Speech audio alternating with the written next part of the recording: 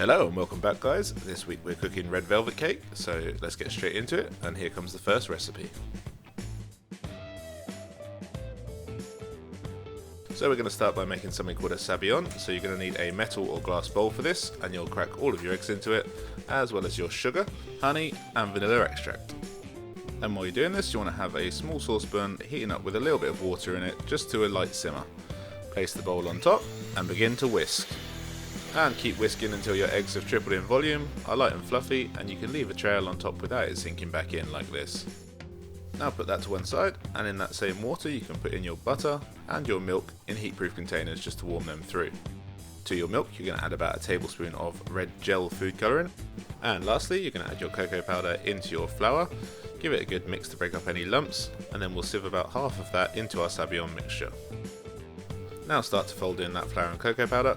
You don't need to make sure it's fully mixed here, just fold it in about 10 times. Next up, pour in all of your milk and red food colouring in a spiral like this. Don't dump it all in one place or you'll have to fold extra and knock out a lot of the air.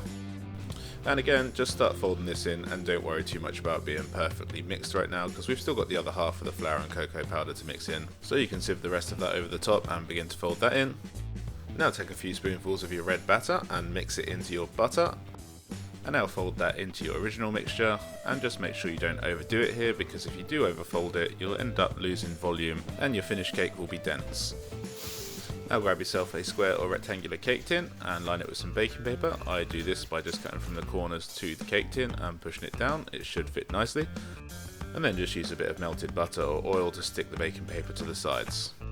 Now pour in your batter and place in a preheated oven at 350 degrees Fahrenheit or 175 degrees centigrade for about 25 minutes, or until a skewer inserted into it comes out clean. Once cooked, leave to cool fully.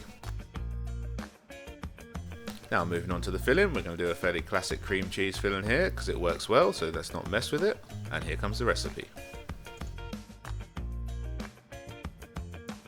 So get yourself a large bowl, put in your cream cheese, vanilla, lemon, sugar, and beat together until smooth.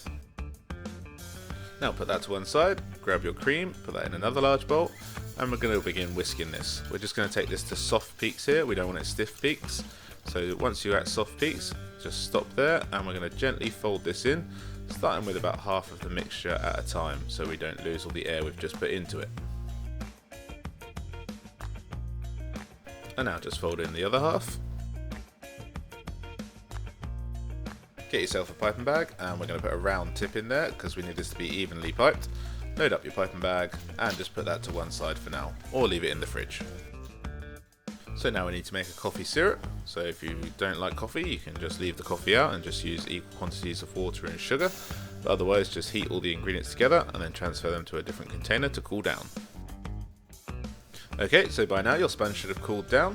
I'm just going to use half of what I baked here, and I'll save the other half and put it in the freezer for another time. So now we've got to cut this into equal layers, and if you don't have a cake leveler, then you can use this little trick. Just get yourself a baking tray that has a rim around it, put your cake on it, and as you can see here, you can just cut nice even layers this way. Okay, so I'm just going to cut myself 3 even pieces of this sponge, and now we need to assemble this. So start by brushing on some of your coffee syrup to the bottom layer. Pipe on your cream cheese, making sure it's as even as possible. And now we can put the next layer of sponge on, another bit of coffee syrup onto that, and another layer of our cream cheese piped evenly again. Last layer now, and some coffee syrup, and just a small amount of cream cheese this time.